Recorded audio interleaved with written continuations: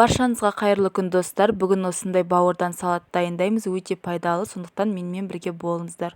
Видеоны соңына дейін қарап, каналға тіркеліп, лайк басуды ұмытпаңыздар. Алдымен 40 қабатымызды осылай соломка қылдырып, ұзыншалап турап аламыз. Барлығын әзірлеп қоямыз. Және бір дана пиязымызды алып, оны да жіңішкелеп тураймыз. Және үкіштен өткізілген осындай сәбізді үкіштен өткізіп, ұзыншалап өткіземіз. Барлығын әзірлеп аламыз. Және ең бастысы бауырды осылай сыртынан целлофанынан ажыратамыз. Барлығын алып аламыз, осылай целлофанның барлығын аламыз.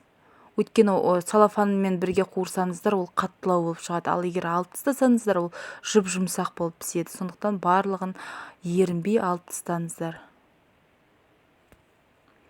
Алғаннан кейін осылай етіп ұзыншалап тураймыз. Барлығын біркелкі етіп ұзыншалап тураймыз. Ұзындау болса осылай етіп ортасынан бөлеміз.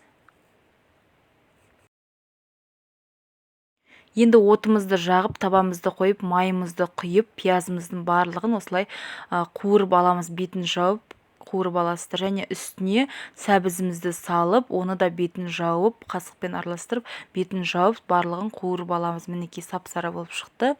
Енді осыған бір уыс 40 қабатымызды саламыз. 40 қабатты көп қоспайсыздар, тек қана бір уыс жарайды. Мінекей біздің уже салмамыз дайын. Салатымыздың барлығын қуырдық. Енді осыны таза ыдысқа аударамыз. Енді осы табамызға бір ас қасық сұйық май құйып, бауырымызды салып қуырамыз. Және қуырғаннан кейін бетін жауып 2 минутқа қоямыз.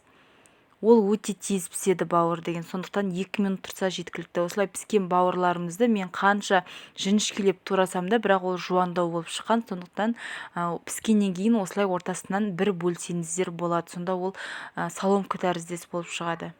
Енді барлығын салып, бір ыдысқа осы үстіне тұзын, бұрышын барлығын араластырамыз қасықпен. Мінекей салатымыз дайын. Енді осыны холодильникке қойып қоямыз. Жарты сағатқа салқындатып жесеңіздер, өте дәмді әрі пайдалы.